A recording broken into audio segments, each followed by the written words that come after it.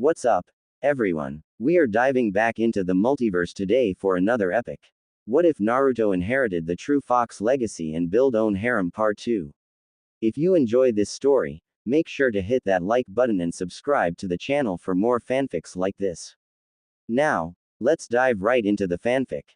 The search for Itachi. The following morning Sakura was making her way to Naruto's room. She had trouble sleeping last night as she was plagued by nightmares of her encounter with Shin. Despite what Ino had told her, Sakura still felt the pain from Shin's words. Upon arriving at his door, Sakura reached for the doorknob. When it started turning, she stepped back as the door fully opened to reveal Ino. Ino? Sakura asked, surprising Ino. Forehead, what are you doing here? Ino asked, taken aback by Sakura's visit. I came to check on Naruto and I should be asking you the same thing. Sakura told her, raising an eyebrow. Same as you, I told you I've got it covered. Ino quickly replied. Sakura knew that Ino did tell her that last night. Okay, so how is he? Why don't you ask him that yourself? Ino said, smiling as she moved aside to let Sakura see inside. Sakura's eyes widened upon seeing a now awake Naruto as he was putting on his jacket. Naruto, she shouted happily as she engulfed him in a tight hug. Good morning to you too, Sakura-chan, Naruto greeted her with a smile. Sakura backed up a bit and inspected him. All your injuries are healed? She asked. Yep. Did you forget that I heal fast? Naruto reminded her. Of course, but you looked like you were seriously injured. Sakura said, remembering how bad the injury to his chest was. Don't worry, Sakura-chan, I haven't become Hokage yet, so there's no way I'm going to die. Naruto proclaimed. Baka. Sakura whispered as she wiped away a stray tear from the corner of her eye. Naruto rubbed the back of his head sheepishly and cast a glance at Ino, who just winked at him. Hey, I'm starved, let's get something to eat. Naruto announces while rubbing his stomach. You're definitely healed, all right, Sakura said with a smile as all three of them went to meet with the others in the dining hall. After breakfast, the Konoha shinobi made their way back towards the village. Upon arriving, they immediately went to Tsunade's office and she was currently rereading the report Kakashi had sent her last night. She puts down the report and looks at the gathered shinobi. I'm glad to see all of you here. From the report Kakashi sent me, you all faced a very powerful enemy who is aligned with Sasuke. Tsunade tells them. Yes, milady. The individual we encountered was able to best all of us, including the two Akatsuki members we were pursuing. Kakashi told Tsunade. Yes, your report backs that up, however there's been news circling around the elemental nations. Tsunade said, gaining their attention. What news? Asuma asked. Orochimaru is dead, she said simply, causing everyone but Naruto, Sakura and Ino's eyes to widen in shock. It was this Shin guy that killed him too. Everyone looked at the open window behind Tsunade to see Jiraiya. Hey, he greeted everyone. Use the door like everyone else, Baka. An annoyed Tsunade told her former teammate. Jiraiya is right though, this Shin character is going to be a major threat and we need to bring him down. Everyone nodded in agreement and Tsunade dismissed them, but Kakashi stayed behind. Kakashi, you mentioned in your report that Naruto and Ino used a jutsu that no one should know. She said, waiting patiently for Kakashi's answer. They used the Flying Thunder God technique. Kakashi told them, causing both their eyes to widen. Are you positive? Tsunade asked. Yes, I'm certain. Kakashi reassured her. There was no way he would mistake that jutsu. How do you suppose they learned it? Jiraiya asked out loud. Has their behavior been strange lately? Tsunade asks Kakashi. For Naruto, he's like he's always been. Ino, I can't say for sure, but on the way to the fire temple she slapped Sakura. Kakashi told her. I see, Tsunade said as she leaned back in her chair. Kakashi, I want you to report to me if they show any more odd behavior or strange jutsus. Understood. Kakashi bowed before he exited Tsunade's office. So Ino and Sakura are at odds with each other. Could it have something to do with Ino's victory during that spar? Tsunade thought. What's on your mind, Tsunade? Jiraiya suddenly asks, bringing Tsunade out of her thoughts. Nothing, I'm just concerned with the events that Kakashi and Asuma's teams dealt with yesterday. Tsunade told him. Who would have thought that someone that strong would be out there? Jiraiya commented. Jiraiya, have you heard anything regarding the name Shin? Tsunade asked, turning her chair around to face him. I can't say that I have. Jiraiya tells her honestly. In that case, see what you can find out about him. She tells him, to which he nodded. I'm on it, Jiraiya says before disappearing in a puff of smoke. Tsunade just stared out the window at her village. She then opened a drawer and pulled out a sake bottle. This job is really stressful. I need a drink, she said as she opened the bottle, and as she was about to take a drink, the door suddenly opened and Shizune walked in holding some papers. Lady Tsunade, these need your. Shizune cuts herself off when she sees Tsunade holding the bottle of sake inches from her lips. Lady Tsunade, what do you think you're doing? She screamed, causing Tsunade to cringe. So where are we heading off to now, Sasuke? Suigetsu asked as they all walked across the ocean using their chakra to remain above the water. We're going to Orochimaru's southern hideout, Sasuke told him. Why do we need to go there?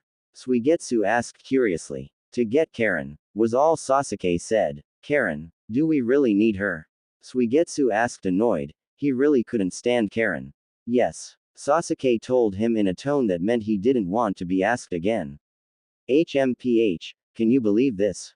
Suigetsu asked, turning to Shin. Well, we need a full team for what comes next, right? Shin responded, grinning madly. He was itching for a fight. Suigetsu looked at him and sighed. Great.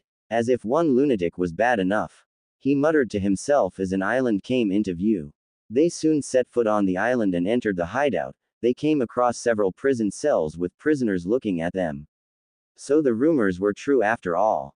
The trio stopped as a young woman with red hair that is short and spiky on the right side, while longer and straight on the left side stands in front of them.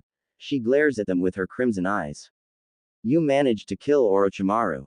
No, Karen said, tilting her head to the right. I already defeated him, but before I could finish him, he appeared and killed him instead. Sasuke said, motioning to a grinning Shin.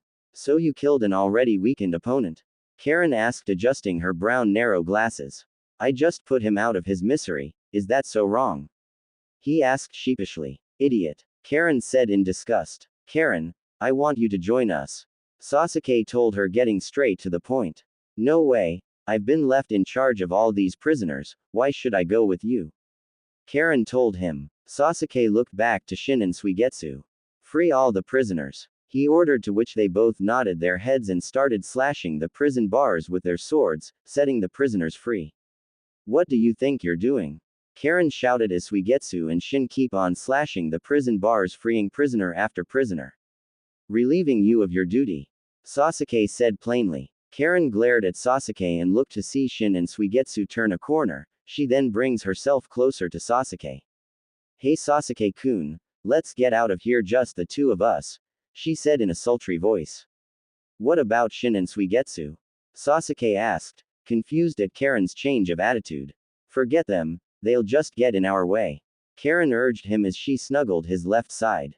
I beg to differ, Sasuke said as Shin and Suigetsu came back. We freed all the prisoners, Shin announced, as Karen quickly separated herself from Sasuke. Karen has agreed to join us, Sasuke informed them. What? I never said that, Karen denied. But didn't you just say? Fine. Since you keep insisting, I'll join you, Karen said, causing Sasuke to be confused again by her actions. Alright then, let's move on to our next destination, Sasuke informed everyone as they made their way out of the hideout. Meanwhile, back in Konoha, Sakura and Ino were training with Tsunade. They were all engaged in some light sparring, with Ino and Sakura going against Lady Tsunade. Sakura threw a chakra-enhanced punch at Tsunade, but she grabbed Sakura's wrist with her right hand and, using the momentum to spin her around, and threw her towards Ino. Ino manages to catch Sakura, and as soon as Sakura is on her feet, she immediately charges at Tsunade and aiming a kick to her face, but she brought up her left hand to block it. Tsunade then grabbed Sakura's leg and tossed her aside just as Ino closed in and attempted to punch Tsunade on her midsection, but she managed to bring up her right leg to block her attack. They both then jumped back to gain some distance, however it was short-lived as Sakura again rushed towards Tsunade and threw several punches at her. What's with Sakura? Tsunade thought as she dodged her apprentice's fists. Since their training session began, Sakura has shown much more enthusiasm and she's taking on an offensive role this time. Tsunade felt a presence behind her and quickly jumped up to narrowly avoid a punch from Ino. She then does a falling axe kick between Ino and Sakura and creating a huge crater. Both young kunoichis roll around the floor before stopping a few feet away from the crater. Well done girls, your taijutsu seems to be improving. She complimented them. Thank you Lady Tsunade. Thanked Ino. Let's take a short break shall we? Tsunade suggested. If it's alright with you milady I'd like to continue training on my own for a little while. Sakura asked her master. It's alright by me, but Sakura try not to push yourself too hard. Tsunade told her worriedly. You don't want to pick up that habit from Naruto, do you? Ino joked making Sakura smile slightly. She and Tsunade walked towards a nearby tree and sat under the shade and watched Sakura practice her taijutsu. Ino, did something happen during your encounter with Shin? Tsunade asked while still looking at Sakura. You mean besides us getting our butts kicked? Ino asked as she looked at Tsunade to see her staring at her with a serious face. Well. Ino began to explain to Tsunade her version of what happened. I see, so that's why she's more into her training. Tsunade said as she watched Sakura form a familiar had sign. Shadow Clone Jutsu. Sakura announced as a clone of herself appeared next to her in a puff of smoke and immediately they began to spar. I didn't know she could do the shadow clone technique. Tsunade asked but soon after being created, the clone puffs out of existence and Sakura falls to her knees panting. She doesn't have enough chakra to use it effectively. Ino commented as she and Tsunade stood up and hurried towards Sakura. Sakura, are you alright? Tsunade asked as she bent down next to her apprentice. I'm fine milady, I just pushed my limits a little past what I could handle. Sakura assured her teacher. Didn't Lady Tsunade warn you not to push yourself too hard? Ino reminded her. Sorry. Sakura apologized as she stood up with help from Ino and Tsunade. Sakura, why don't you go take a break? I'll spar with Ino until you recover. Tsunade ordered. Sakura nodded in agreement and went to the tree that Ino and Tsunade were resting on earlier. She sat under the shade and pulled out a bottle of water she carried in her ninja pouch. She watched Ino and Tsunade begin their spar and watched them for several minutes until her mind began to wander. She began to think of ways she could improve herself, like increasing her chakra reserves, learn a new jutsu, or maybe train herself using a weapon. She started listing in her head the things she could do to increase her chakra reserves when the ground began to shake, which brought her out of her thoughts. She found the source of the shaking as she saw Ino in the center of a crater. You appear to have a better grasp at this Ino. Tsunade said smirking. I had time to learn how much chakra I want to put in my attack. Ino replied grinning. I see. Tsunade said as she gathered chakra in her right fist. Let's put that to the test shall we? With that said Tsunade rushed at Ino and Ino could feel an overwhelming power coming from the Hokage as she closed in on her. Ino could feel her body shaking and unable to move, she closed her eyes as she prepared for the hit.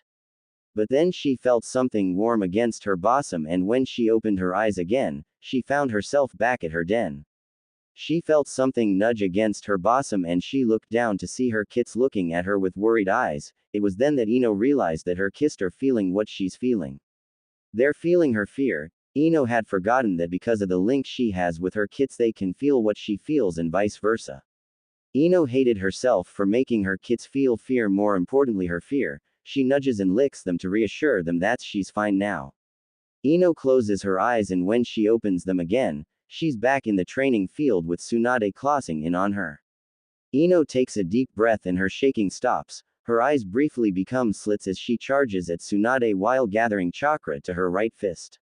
Tsunade saw that Ino was paralyzed by fear due to her overwhelming presence and when she saw her close her eyes, she was about to stop but then Ino opened her eyes and the fear that she saw in them was gone, now replaced with newfound strength.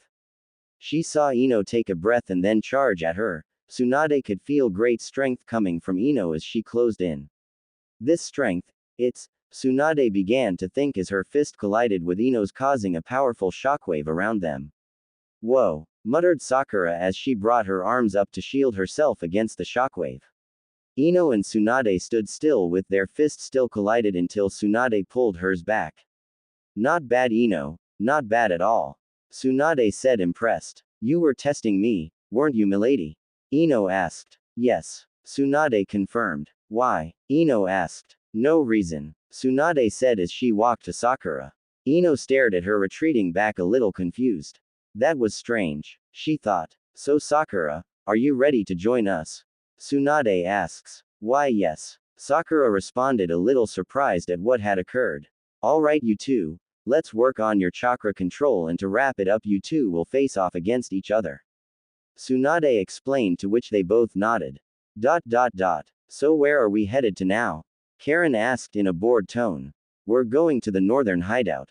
Sasuke told her. Where Orochimaru did his experiments on the curse mark. Suigetsu asks. So we're going to encounter his experiments. Cool. Shin said smiling. What the hell are you smiling about? Karen asks him annoyed. This guy was just plain weird to her. I'm just excited. Shin responded grinning like a madman. Where the hell did Sasuke find you? Karen asked no one as she adjusted her glasses. They group kept walking until they spotted a grand building between two tall rock pillars. As they approached the building, an odd-looking humanoid creature jumped in front of them. Who are you? Are you more of Orochimaru's goons? Then you're going to die. It shouted as it lunged at them. HMPH. Shin smirked as he was suddenly behind the creature with his white sword pointing to the side. The creature suddenly started changing until it became a man. What did you do? The man asked shakily. I gave you back your humanity. Shin simply said as he started walking ahead, followed by the others and leaving the man in disbelief. They encountered many more creatures like the man they encountered, but Shin made quick work of them. Karen, I need you to locate Jugo's chakra. Sasuke ordered. So that's who we came here for. I should have known. Karen grumbled but did as she was asked. She closed her eyes and began to concentrate. I found him, Karen said as she led her team. They walked down a hallway that split in two directions. He's to the left, Karen pointed out. Shin and Suigetsu went ahead, and just before Sasuke could follow, Karen stopped him. Jugo's this way, she told him, pointing to the opposite direction from where Shin and Suigetsu went. But then why did you? Come on, hurry. Karen cut him off as she dragged him to where Jugo is. Suigetsu and Shin continued walking down the hallway when they reached a dead end. The hell? Hey Ka! Suigetsu cut himself off when as soon as he turned around he didn't see Karen nor Sasuke. Why that little? Meanwhile Karen and Sasuke were nearing Jugo's holding cell. He's in here, Karen stated as she went to reach for the door handle. Wait, Sasuke said as he grabbed Karen's hand before she could grab the handle. Let me. Sasuke grabbed the handle, and as he turned and opened the door, something rushed out. Gotcha. The individual inside yelled as he attacked Sasuke with his monstrous-looking left arms and slammed him against the wall. Sasuke-kun. Karen cried out worriedly as she tried to see through the smoke. Ha, ha, ha, ha, that's what you get for opening the door. The young man said mockingly in a tone that bordered on the insane. However, as the smoke began to clear, it showed that the young man's attack was blocked by a massive hand coming out of Sasuke's back. So another copycat, the young man yelled as the giant hand pushed him back. Jugo. Sasuke addressed the young man in front of him calmly. I didn't come here to fight, I just want to talk. Talk? What's there to talk about? Jugo shouted as he launched himself at Sasuke. Sasuke jumped out the way as Jugo's attack collided with what remains of the wall behind him. Jugo, I came to take you away from here. Sasuke told him as the monster arm receded into his back. Are you insane or something? I can't leave this place now that he is no longer alive. Jugo told him as he once again launched himself at Sasuke, but he simply jumped out of the way. That's it, Sasuke-kun, wipe the floor with him. Karen cheered gleefully as Sasuke continued to dodge Jugo's attacks and leading him further down the hallway. Whoa, looks like we're missing the party. A voice called out, as it emerged from the smoke to reveal that it was Shin and Suigetsu. Karen, you're going to pay for sending us the wrong way. Suigetsu told her in an annoyed tone. You two went the wrong way, I didn't have anything to do with that. Karen told him. We only went where you told us to go. Suigetsu argued. Hey, where's Sasuke? Shin asked, stopping any further argument from the two. He's fighting Jugo and they went down this hallway. Karen told them. So he's having fun without us. That's not fair. Shin complained but then started heading in the direction Karen pointed. Where do you think you're going? Karen asked. I'm going to where Sasuke is, hopefully he didn't finish the guy off before I can fight him myself. Shin responded as he continued on his way to the battle. What's that guy's deal anyway? Karen asked out loud, a tick appearing on her head. He's just an oddball, he fits in just fine. Suigetsu grinned. Wait, are you lumping me in the same category as you three? Karen shrieked as she adjusted her glasses. Why not? You're the biggest oddball here. Suigetsu stated as he began to walk down the hall. Hey, get back here. Karen yelled as she went after Suigetsu. Down the hallway Sasuke continued to dodge Jugo's attacks. I can never leave this place, not with Kimamaru no longer here. Jugo shouted as he continued his attack on Sasuke. But suddenly one of his punches was blocked by a black blade. So you're Jugo, huh? Nice to meet you. Shin greeted him. Who the hell are you? Jugo demanded. He could feel something off when his fist collided with Shin's black sword. Your next opponent. Shin responded as he pushed Jugo back. Shin, don't make the situation worse. Sasuke ordered. Wouldn't dream of it, Shin said as he charged at Jugo. So you want to die too? Jugo asked as a bladed edge formed on his left arm and blocked Shin's black sword. As if you could actually kill me. Shin smirked as his black blade started to cut through the blade from Jugo's arm. The hell? Jugo said shocked before pulling away from Shin. No backing out now, Shin said as he threw a left punch at Jugo, hitting him square in the face and sending him through the wall. Shin, stop, Sasuke demanded, but Shin ignored him and jumped after Jugo. Die, Jugo said as his right arm partially transformed to have cylinders which he channels chakra through and it shoots out like a geyser to boost his punch. Hey, Shin smirked as he brought his black sword up in front of him to block Jugo's attack. Huh, Jugo was surprised that Shin blocked his attack and he felt that same strange feeling as before. What's the matter? Don't tell me you were all talk after all. Shin mocked as did an uppercut on Jugo's arm. He then kicked Jugo's stomach sending him through another wall. Shin then jumped after him and saw Jugo on his back completely open. He smirked as he closed in for the kill, but just then Sasuke appeared in front of him. I said enough, Sasuke commanded, his Sharingan activated as he stared into Shin's eyes. Huh, Shin found himself restrained by large thick spikes embedded in his joints, making it impossible for him to move. Genjutsu. He thought as his body crashed through a wall and causing debris to fall on top of him, burying him. Now that that's taken care of, Jugo. Sasuke turned around, but Jugo ran past him and towards Shin. Now who's all talk? Jugo screamed as he neared the pile of rubble Shin was buried in, but just then an arm sprouted from the rubble, grabbing Jugo by the throat. What the? Shin's head emerged from the rubble. Gotcha. He smiled victorious as he brought the tip of his black sword against Jugo's stomach. Shin, Sasuke called out. He was surprised that Shin broke his genjutsu. Shin glanced at Sasuke before breaking out in laughter. Relax, Sasuke, I'm just messing with him. I wasn't actually going to kill him, maybe. Shin reassured him through his laughter as he released his grip on Jugo. Jugo, now will you hear me out? Sasuke asked. Jugo looked at Sasuke before glancing at a smiling Shin. I feel strangely calm now. Jugo thought as his mind was no longer filled with murderous thoughts. Alright.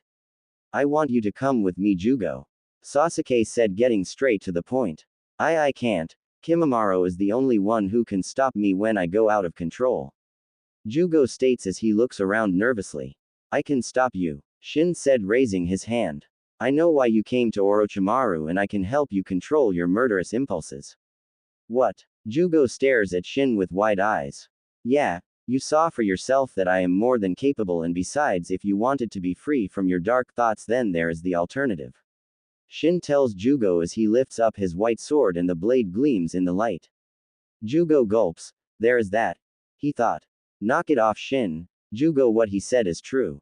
If you come with us, we'll keep you under control. Sasuke assured him. Jugo looked between Sasuke and Shin as he weighed his options. Shin then walks up to him and wraps his arm that's holding his white sword around Jugo's shoulder. Let me put it more simply. Join us or die. Sasuke closed his eyes and sighed in annoyance at Shin's antics, but before he could reprime ND Shin. Jugo spoke up. I'll join you. Shin smiled. Welcome to the team, buddy. He told him as Karen and Suigetsu showed up. Did we miss anything? Suigetsu asks. Nothing important, but say hello to our newest member. Shin tells them, grinning. Great. Another weirdo. Karen thought with annoyance as she watched Shin jump around excitedly.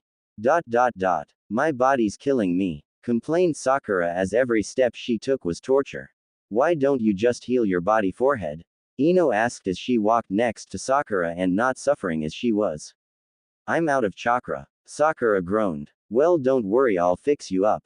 Ino assured her as she patted Sakura on her back, causing her to wince in pain. Whoops, sorry.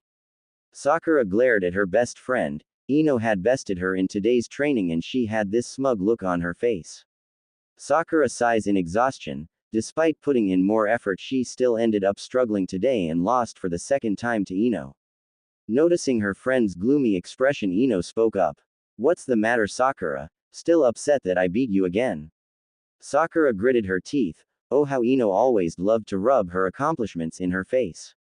Don't get cozy, Ino pig. I'm just bummed that I didn't do so well in training today. She told her. Don't say that, you put in a lot more effort today than usual. Ino said, trying to cheer up her best friend. Effort alone won't help me get stronger. Really? Have you met Naruto? Ino asked while raising an eyebrow. Okay, you got me there. Sakura admitted as a small smile tugged at the corners of her lips. Remember that these things take time and there are no shortcuts. Ino lectured. Wow, Ino, when did you get so wise? Sakura asks, sounding slightly impressed with her best friend's wisdom. I've always been wise, forehead. You were just too busy trying to get Sasuke to notice you. Ino mocked. Sakura glanced at Ino. Once again she made a jab at Sasuke and she couldn't understand why. Hey Ino, what are your feelings about Sasuke-kun?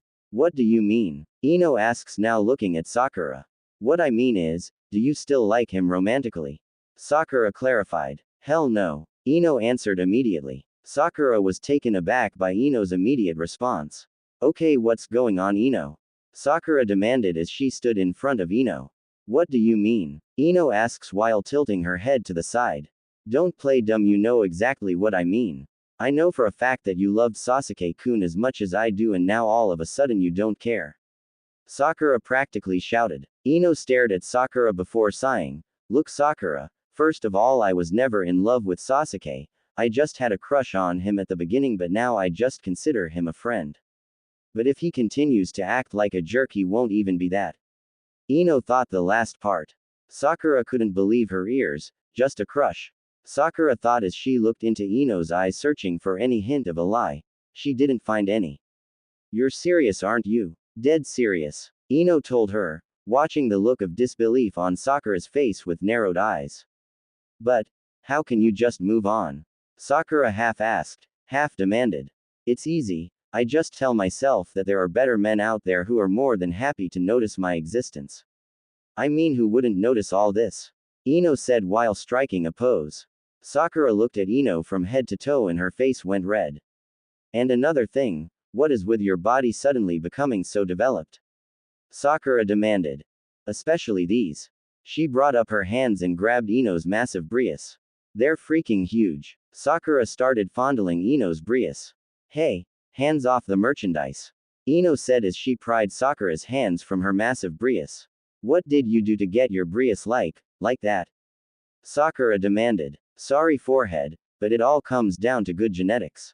Ino tells her while smirking. Oh, how she was enjoying this. There's no way it's just genetics. Sakura shouted. Ah, don't feel bad, Sakura. Some of us are just more developed than others. Ino mocked, which caused Sakura to grit her teeth in anger. Come on, cheer up, will you? How about we go get some dango? How does that sound? Ino asked good-naturedly as she smacked Sakura's back, causing her to scream out in pain. It appears that we've encountered a problem. Spoke a hologram of a man as he addressed his companions who were also holograms. Some nobody just showed up and made a mess of things. Kakuzu reported. More like you and Hidan made a mess of things. One of the holograms mocked. Do you think you can do better, Deidara? Kakuzu asked in a warning tone, glaring at him. I know I can do better, Deidara continued, mocking. That's enough. We shouldn't be fighting amongst ourselves. Ordered the main hologram. This isn't the only issue. Another one of the holograms spoke, this one sounding feminine. Sasuke is on the move and one can guess what his objective is. She finished as all eyes were on Itachi. There's more to it now. Another of the holograms spoke. What is it, Zetsu? Sasuke has gathered up a team and among them is the person who bested Hidan and Kakuzu. Zetsu explained. They could pose a real threat to us, we must take care of them at once. The main hologram ordered before addressing Itachi. Will you be able to deal with your brother, Itachi? I'll deal with Sasuke, there's no need to worry. Itachi assured him before his hologram disappeared. Everyone resume your missions and be on the lookout for Sasuke and his group. He ordered before disappearing and everyone else doing the same. In another location, Sasuke and his new team have just finished gathering supplies. Alright, listen up. Sasuke began to say. From this moment on we will be Team Hubby and our mission is to hunt down Itachi Uchiha. He finished. How will we find him? Jugo asked. By finding his friends and beating the information out of them. Shin answered as he slammed his fist against his palm. That's one method, but I had something else in mind. Sasuke told them as they began to move. So what's our mission, Senpai? A man wearing a spiral orange mask and a black cloak, with red cloud patterns asks his partner. We're going to go take care of a little problem, Toby. Deidara explained as reached underneath his rope and into a bag attached to his belt and pulled out 2 clay birds, which he then enlarged to be able to ride on them. I'm sure Itachi won't mind if I clean up his mess. Deidara thought as he and Toby climbed onto the clay birds and flew off. So what did you want to talk to us about, Granny? Naruto asked as he and Sakura were summoned to the Hokage's office. Tsunade's eye twitched with annoyance but let it go. There have been reports that Sasuke is on the move and he's freeing Orochimaru's prisoners. She told them and waited for their reaction. As she expected, Sakura's reaction was of shock, but Naruto's reaction surprised her. Instead of being shocked, Naruto's eyes narrowed as if he was contemplating what Sasuke's actions could mean. She cast a glance beside her to see Kakashi also noticing Naruto's reaction, and her teammate just smirks. It also appears that Sasuke has gained 3 more allies. Tsunade explained further, and this time Naruto's eyes widen in shock. Sasuke-kun has more allies now. Sakura said aloud as an image of 3 mysterious figures stood beside Sasuke and Shin. Granny, we must do something about Sasuke. Naruto stated, surprising everyone. Naruto. Sakura whispered as she stared at her teammate in surprise. And what do you propose we do, Gaki? Tsunade asks after getting over her surprise earlier.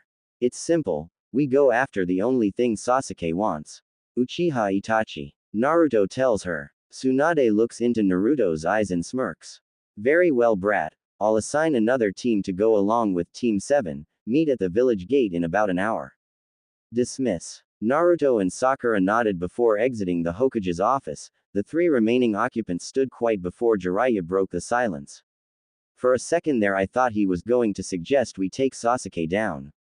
Jiraiya said, laughing slightly. That's Naruto for you, you can't tell what he's going to say.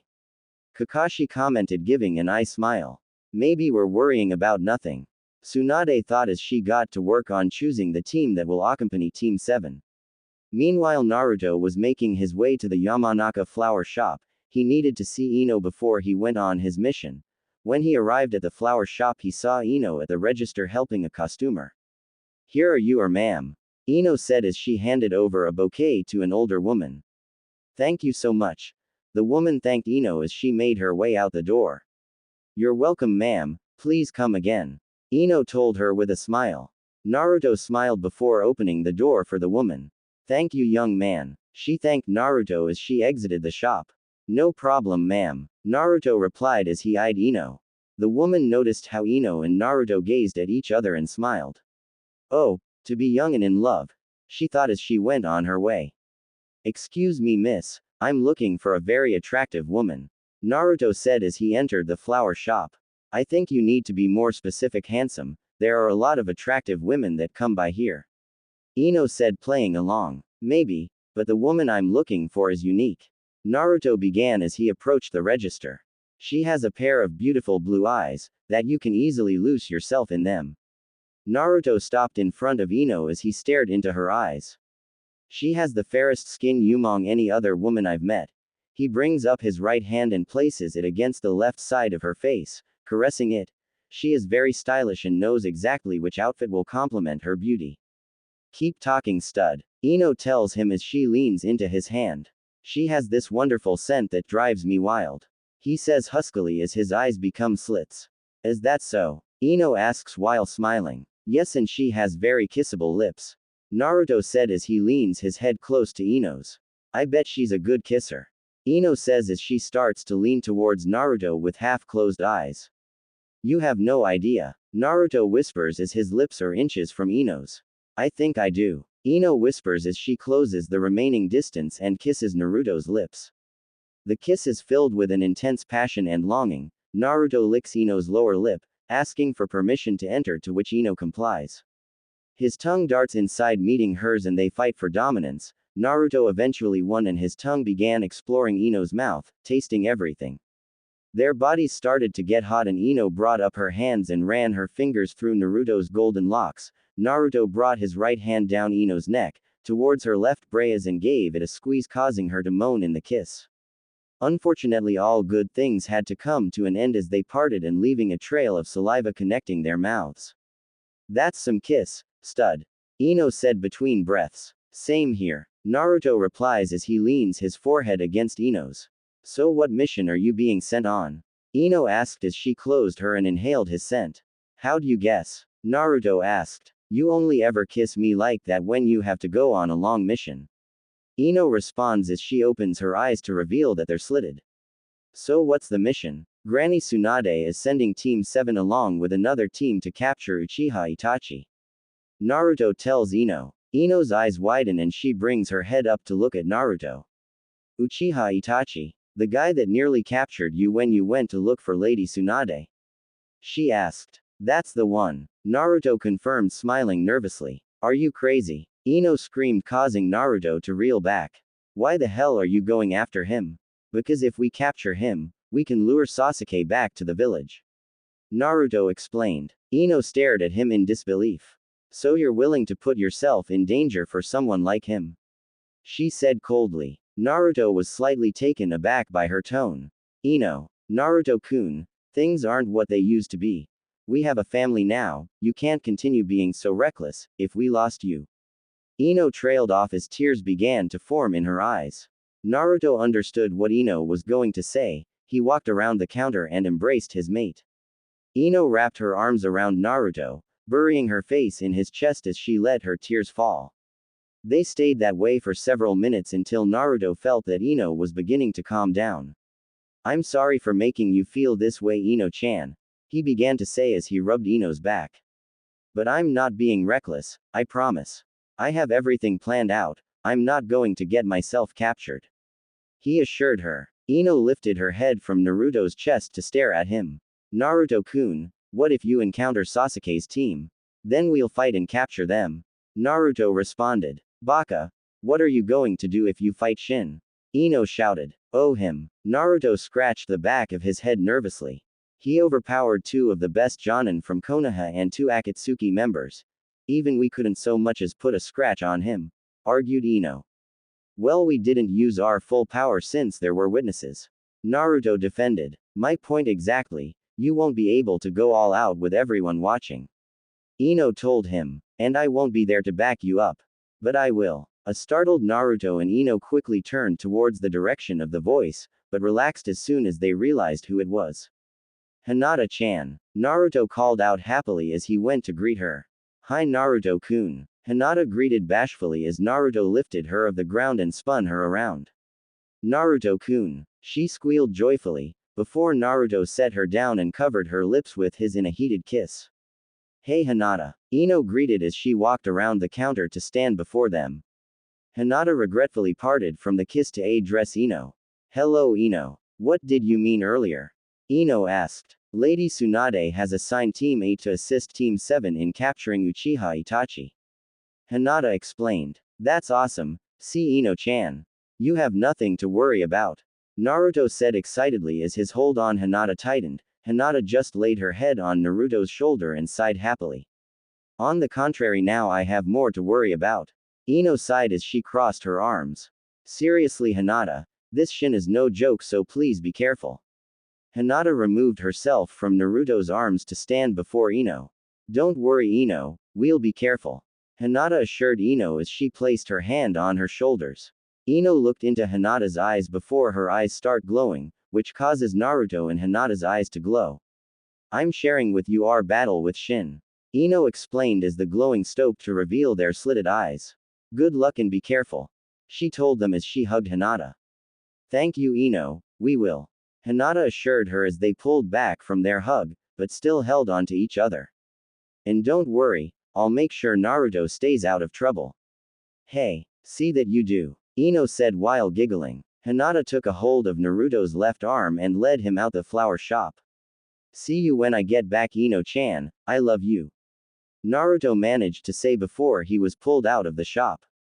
I love you too, Ino whispered as she watched them disappear around the corner. She brings her right hand up and places it on her chest over her heart. Please come back to me, safe and sound. Ino thought before going back to the register. An hour later, Team 8 and Team 7 have gathered at the village gate. They are all wearing cloaks to protect them against the rain that was beginning to fall. Alright, everyone listen up. Kakashi gathered everyone's attention on him before continued. I assume all of you know about what our mission is. He began, to which everyone nodded. What you don't know is that we might be encountering Sasuke's team, more specifically an individual named Shin.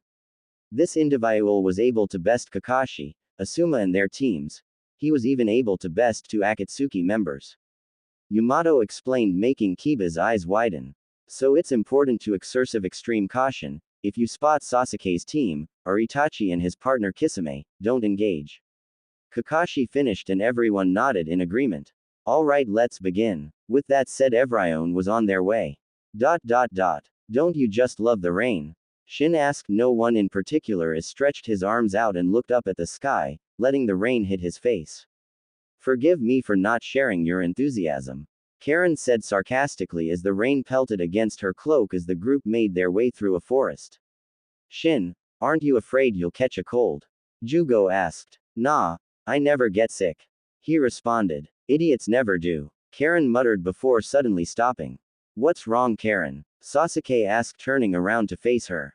I sense 2 chakra signatures approaching, Karen warned everyone. Shin spotted something in the sky that was quickly approaching him. The object in question was a hummingbird that was completely white. Cool bird. He was fascinated by the unusual bird that he lifted his right arm so the bird could perch on his finger. No, wait, don't. Karen tried to warn Shin just as the bird perched on his finger. Was all Shin said as suddenly the bird exploded. Shin, Sasuke called out. My, that was easy. Everyone looked up in the direction of the voice to see 2 Akatsuki members riding on giant birds. The expression on his face was priceless, truly worthy of my art. Deidara commented. Akatsuki. Karen muttered. Nice one, senpai. Toby cheered. Kakuzu and Hidan must have been weak if this guy managed to get the better of them. Deidara mocked. Or I could just be that strong. Every was startled by the voice and turned to the spot where Shin was to hear coughing noises. Impossible, Deidara muttered as he watched Shin walk out of the smoke. I gotta admit, that certainly packed a punch, Shin said, wincing a little as his clothes were covered in ash but are intact. Ah, he rose from the dead, Toby commented. So you survived that, no matter. That was one of my lower explosives. I have more that'll put you down for good, Deidara said confidently. That's good. I thought I was going to disappointed for a minute there, but it looks like I might actually enjoy this fight. Shin smirked as he summoned his swords. Ino stands outside the tea shop staring at the familiar woman with sandy blonde hair tied in 4 ponytails walking down the road towards her. She is wearing mesh armor underneath a sleeveless, purple dress with a purple blouse over it, a purple sash around her waist, hand warmers and leg guards with black ninja sandals. It's the outfit she wore during the 5-Cage summit. Closing parenthesis. A Suna headband was proudly displayed on her forehead. This is a surprise, I didn't expect someone would be waiting for me. The Suna Kunoichi spoke as she stood a few feet in front of Ino. I am not, me and my team were already here when I sensed your chakra. Ino clarified, making sure to not mention that she actually smelled her. No doubt it would sound weird coming out of her, and weirder still that she knew what the Suna Kunoichi smelled like. I see, out on a mission? She asked. Coming back from it actually. Ino said as her teammates and sensei came out of the tea shop. Oh, it's you, Shikamaru said in an annoyed tone. Nice to see you too, little boy. She responded in an equally annoyed tone. Tamari, what brings you out here? Asuma asked. I have something to discuss with Lady Tsunade. Tamari told him. Is something going on at Suna? Asuma asked worriedly. No, everything is fine. She assured him. I have some documents for her from the case cage. Okay. Okay, now that we're all done with exchanging greetings, let's hurry back to the village. Ino said impatiently. Shikamaru sighed in exhaustion. What a drag. He muttered, which earned him a glare from Ino. In a hurry to see your boyfriend. Tamari said teasingly, which caused Ino to blush. So what? At least I got one. Ino defended. And you think I don't? Tamari asked as she folded her arms over her impressive bust that was a little bigger than Ino's. Ha, I pity the poor sap who has to be your boyfriend. Ino mocked. Tamari's eye twitched at that. Oh yeah, well, your man must be very patient to deal with you. Ino grinded her teeth as her anger was beginning to rise. Come again. You heard me. Tamari narrowed her eyes as they both glared at each other. Whoa, calm down, ladies. Asuma said while getting between them. Troublesome blondes. Shikamaru muttered as he went back inside the tea house, but then he was suddenly lifted into the air by a strong gust of wind. What was that, little boy? Tamari asked with ever-growing irritation. Hey, knock it off, Shikamaru said as he's flailing his arms around. My pleasure, Tamari said before sending Shikamaru flying high into the air and disappearing into the distance. Serves him right, Ino said with a huff before going back inside the tea house to grab her belongings along with her teammates. Come on, we've already wasted enough time as it is. She told Choji and Asuma before giving them their belongings. Wait, Ino, what about Shikamaru's things? Choji asked. Ino smirked before replying. Don't worry, it'll be right behind him. She threw Shikamaru's backpack in the same direction he went. Asuma let out a whistle as he saw the backpack disappear in the distance. The training with Lady Tsunade must be paying off. He complimented as they all made their way back to the Leaf Village. Leaf Village, Hokage Tower. Lady Tsunade was sitting in her office going over the mission reports from the encounters with Shin. This doesn't make sense. How can Naruto, Ino and Hinata use the famed jutsu of the fourth Hokage, and how long have they known that jutsu? Tsunade pinched her nose in frustration. Is this what my grandfather, granduncle and Sarutobi sensei had to deal with? There was a knock on the door. Who is it? Lady Tsunade, I've brought Hiashi Hyuga as you requested. Shizune said from behind the door. Very well then, you may enter. Tsunade said as the door opened and Shizune entered her office followed by Hiashi. You wanted to see me, Lady Tsunade? Hiashi asked. Yes, please have seat. Tsunade gestured to the seat in front of her. Thank you, milady. Hiashi politely thanked Tsunade as he sat down. Hiashi, has Hinata been acting odd as off late? Tsunade asked, getting straight to the point. Odd? Hiashi asked, confused. Yes, for example, is there a change in her daily activities, or is her behavior different from before? Tsunade asked more thoroughly. Hiashi thought for a moment before answering. Well, now that you mention it, she was feeling unwell a couple of months back. What was wrong with her? Tsunade asks, going into medic mode. She felt nauseous for a while and looked very pale. She was more violent, if you can believe it. Hiashi said, which caused Tsunade's eyes to widen in surprise. Your daughter was being violent? Shizune asked, not believing that sweet and gentle Hinata could be violent. Yes, even the smallest issue seems to set her off. Hiashi said as he rubbed his right wrist. Tsunade noticed this and asked, what happened? Well, you see, during training my daughter got a little carried away and nearly broke my wrist. Hiashi cringed as he recalled Hinata's sinister smirk as she grabbed his wrist in a death grip. Also, her physical strength has increased. Can you please explain on that? Tsunade asks. Well, during a spar with Neji, Hinata punched the ground and made a massive crater like you did. Hiashi said, which shocked Tsunade and Shizune.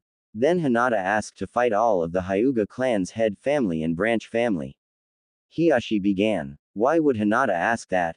Tsunade questioned. I asked her that and she responded that she would tell me after she won. Hiashi told her. What? Tsunade and Shizune said shocked. I was surprised myself when she said that. Hiyashi said, that's a pretty bold thing to say.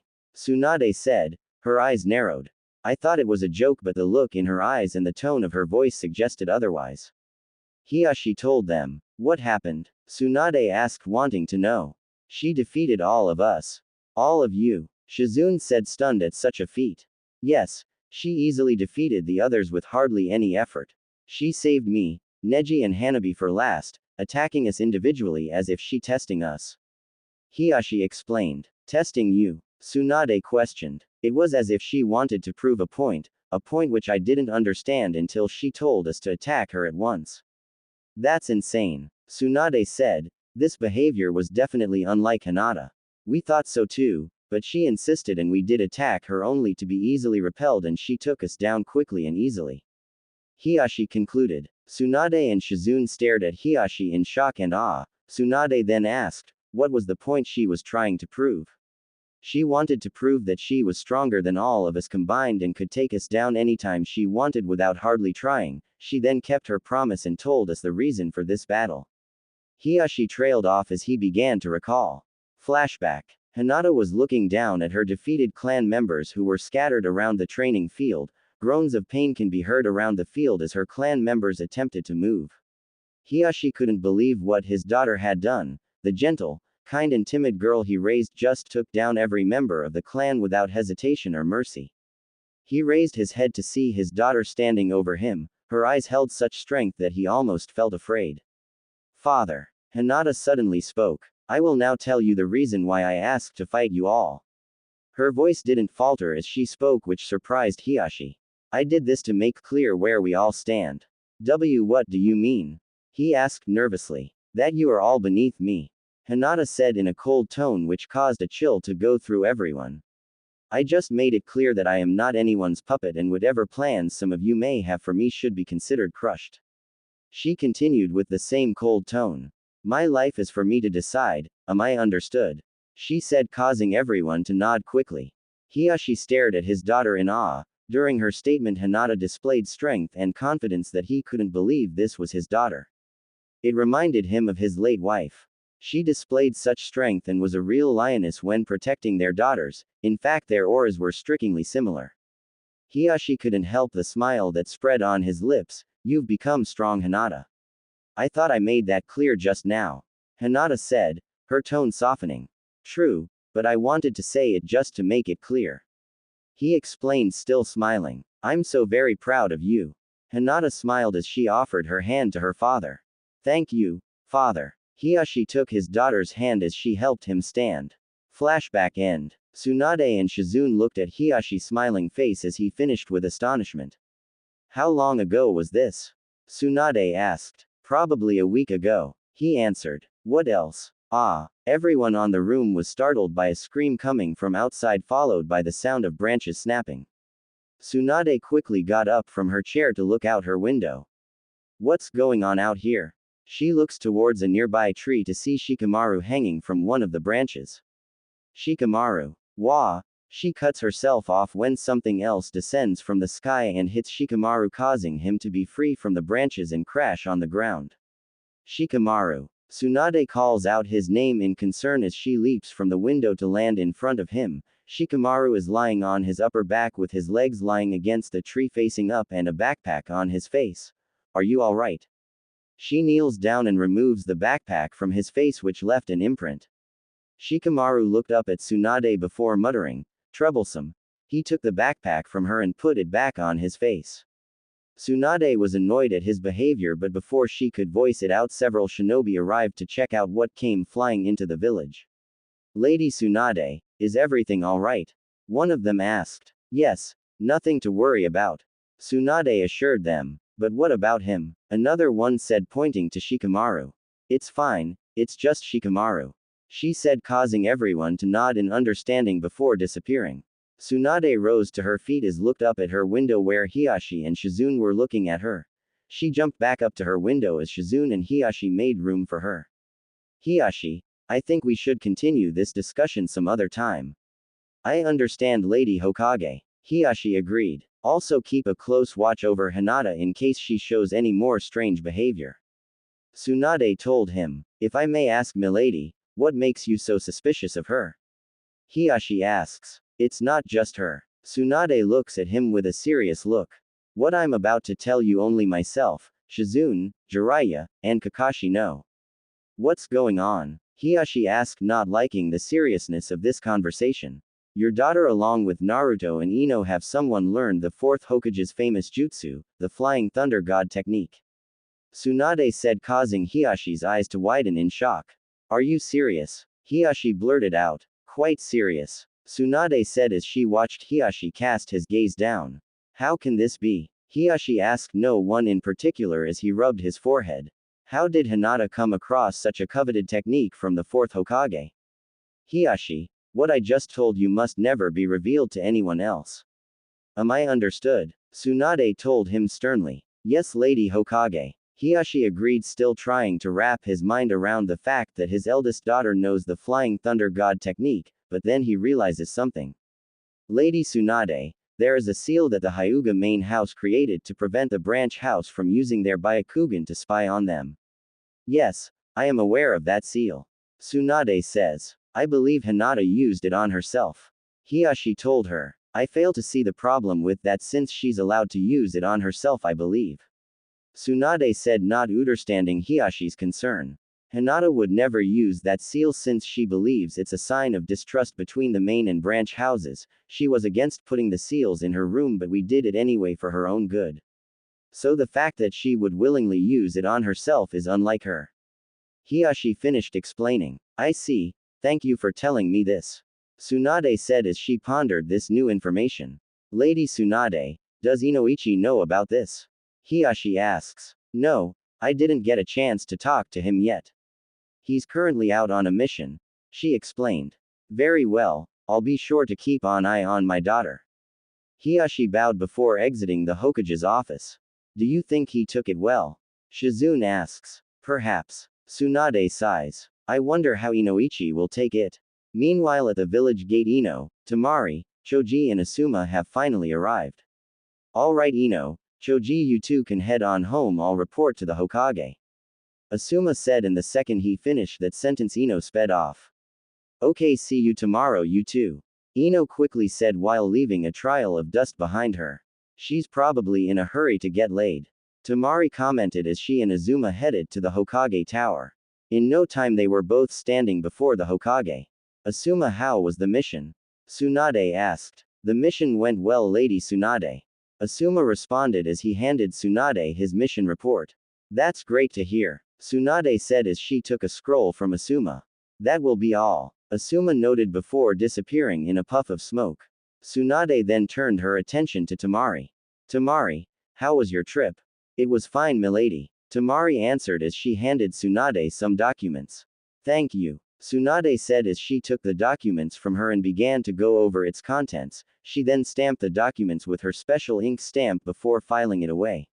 Everything is all set, Tsunade told Tamari. Will you be returning to Suna now? I'll get a bite to eat first before heading out. Tamari told her. Are you sure you don't want to wait till tomorrow to go back to Suna? It can be dangerous to travel alone, especially someone as important as you. Tsunade said. Yes, I'm sure. I have something planned for tomorrow and I am fully capable of dealing with whatever comes my way. Tamari told Tsunade. I don't doubt that. Tsunade agreed, knowing full well what Tamari was capable of. Then I'll be seeing you soon, milady. Tamari bowed before exiting the office. Youngsters these days. Tsunade shook her head as she smiled. You know what they say, blondes have more fun. Tsunade was startled by the voice coming from behind her. She turned her chair around to glare at Jiraiya. Baka, how many times have I told you to stop doing that? Sorry, I couldn't help myself. Jiraiya grinned sheepishly before Tsunade bonked him on the head. Ow, what was that for? Sorry, I couldn't help myself. Tsunade mocked as Jiraiya rubbed his head. She crossed her arms under her impressive bosom and narrowed her eyes at Jiraiya. So what did you find out? Noticing the seriousness of her voice, Jiraiya replied. I checked all my sources but I was unable to find anything in regards to Shin. No one has ever heard of him until now. Tsunade sighed before taking a seat. Great. She groaned in frustration. It's as if he just came out of thin air.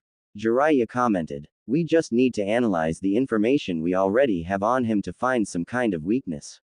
Well then I've got good news for you then. Tsunade said with a knowing smile.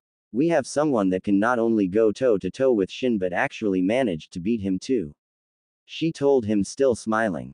Who? Jiraiya asked leaning closer. Hyuga Hinata. Tsunade told him. Hiyashi's daughter. Jiraiya questioned. Yep. It seems her clan techniques were very effective against him. So she's our best chance against him. Tsunade explained still smiling. I'd hate to wipe the smile off your beautiful face but after his defeat by her hands, Shin will probably come up with a strategy to fight her in case they meet again. Jiraiya explained. Tsunade's smile turned into a frown which caused Jiraiya to immediately regret having said anything but then her smile quickly returns. Then we'll just have to come up with a strategy ourselves. Naruto's apartment. Naruto sighed as he laid on his bed, arms behind his head and staring at the ceiling.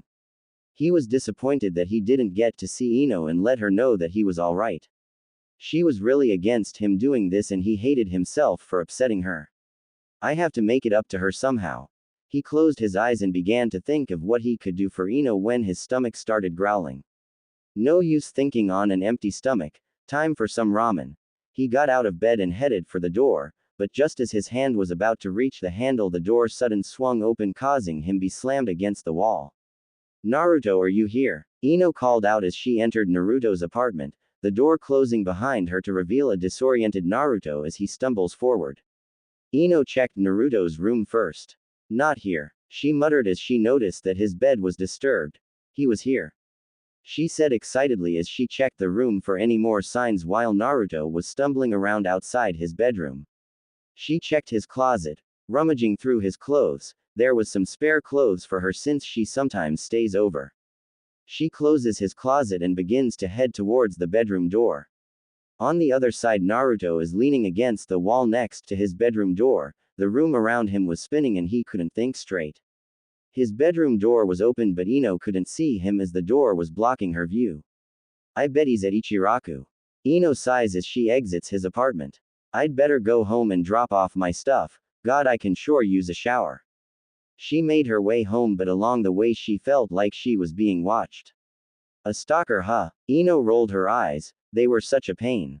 She concentrated on his chakra and senses something familiar about it. The stalkers from the Yamanaka clan. Ino realized as she wondered why a member of her own clan was stalking her. She sees the Yamanaka flower shop in the distance and senses her stalker put more distance between her, and as soon as she entered the shop the stalker stopped, but she figured whoever it was won't stay away for long. I'm home, Ino announced. Ino, welcome home. Ino's mother greeted her daughter. Where's daddy? He went on a mission just after you left. Mrs. Yamanaka told her. So it's just the two of us tonight then, Ino said as she headed up the stairs and towards her room. Mrs. Yamanaka was about to say something until she saw the exhausted look on her daughter's face. Tough mission, no, was all she said as she entered her room and closed the door. Mrs. Yamanaka became worried but then she remembered that Naruto would be joining them for dinner.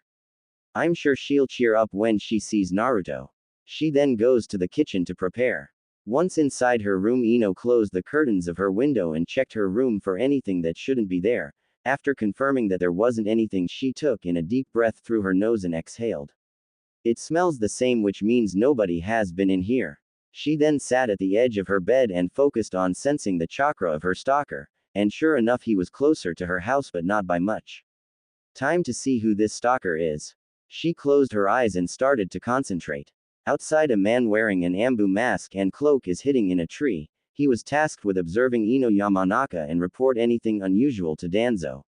So far the only thing he noted was her being in Naruto Uzumaki's apartment looking for him. He's staying far from her house to avoid being detected, which makes observing his target difficult. But little did he know that he himself is being watched. Ino smiled as she sees her stalker. On top of her clan abilities getting a boost, she's also gained another power such as the ability to manipulate plants, which allows her to see through them. Why is a member of the Ambu Black Ops stalking me? She thought before opening her eyes and fell back on her bed. Maybe I'm just that attractive. Ino smirked before her eyes widened in shock and she sat up. Don't tell me I'm in heat and releasing strong pheromones. Exclamation mark quote. She got off her bed and started pacing. Great, I'm going to attract the whole male population of Konoha, and there's only one way to end this soon. Her cheeks turned a rosy color as her eyes had a faraway look before shaking her head rapidly. Whoa there, don't get ahead of yourself. I gave birth not too long ago, so I shouldn't be in heat. But then again, my body has been altered since becoming Naruto-kun's mate, so I'm not so sure how my reproductive cycle works now. Ino said out loud before stopping and clapping her hands together. Okay, shower first, then I'll figure this out, she said before heading towards the bathroom. Back in Naruto's apartment, Naruto has managed to regain his senses. What hit me? He checked the clock on his wall and realized how late it was. Crap, I'm going to be late for dinner at Ino's place. Naruto went to the bathroom and took a quick shower before brushing his teeth and heading out of his apartment. He makes one stop along the way and resumes his course with a box in hand. He makes it to the Yamanaka flower shop but hesitates to enter. Should I even use this entrance?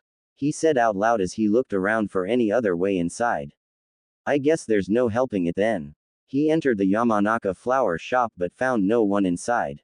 Hello, Mrs. Yamanaka, he called out. He heard footsteps coming from the back and Mrs. Yamanaka came through a door drying her hands on a towel. Naruto, welcome, please follow me. She ushered him to follow her into the main house. Thank you for having me. Naruto politely thanked Mrs. Yamanaka as he followed her inside the main house. I've brought something to thank you for inviting me to dinner. Mrs. Yamanaka turned around to see Naruto holding out a square box. She took the box and opened the top to reveal a delicious cake decorated with fruits. This looks delicious, thank you, Naruto.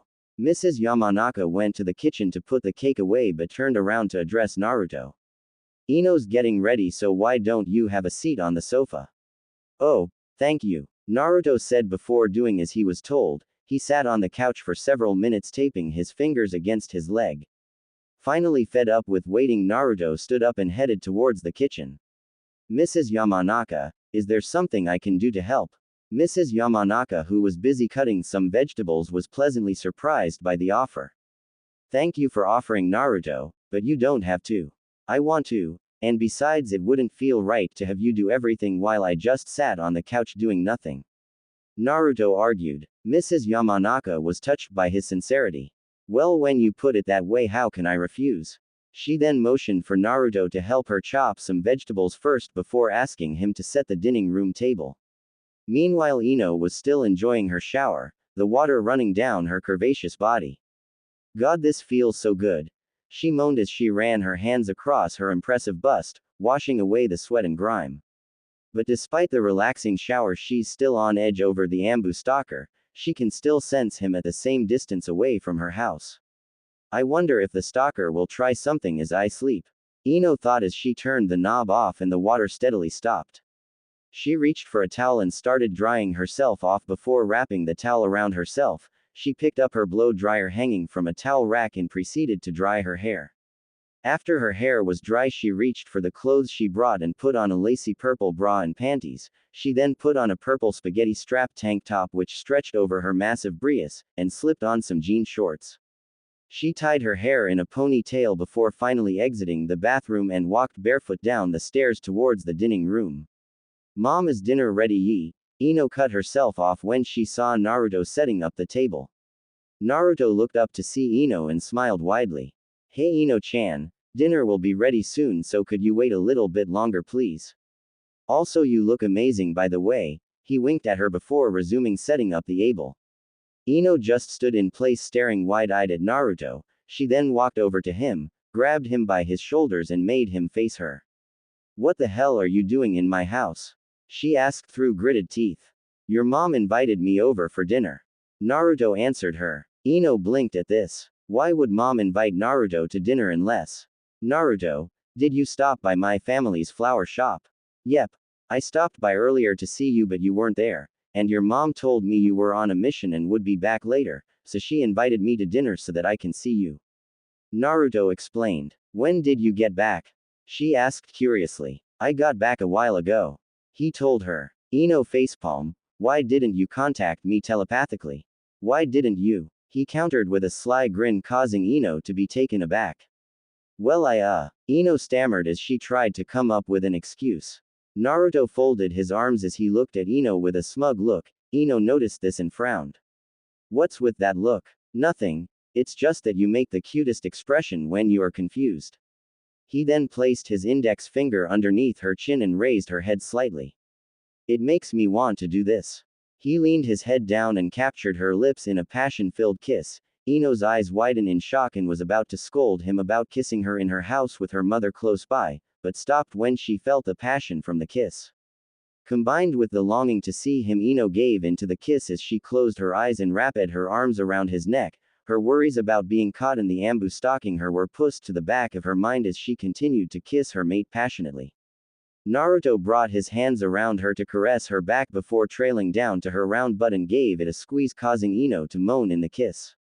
They felt a heat rising within them as their bodies started grinding against each other, but before they could go any further, a loud coughing sound caused their eyes to snap open and turn their heads towards the source of the coughing to see Mrs. Yamanaka leaning against the doorframe to the kitchen, her arms crossed and a knowing smile on her lips.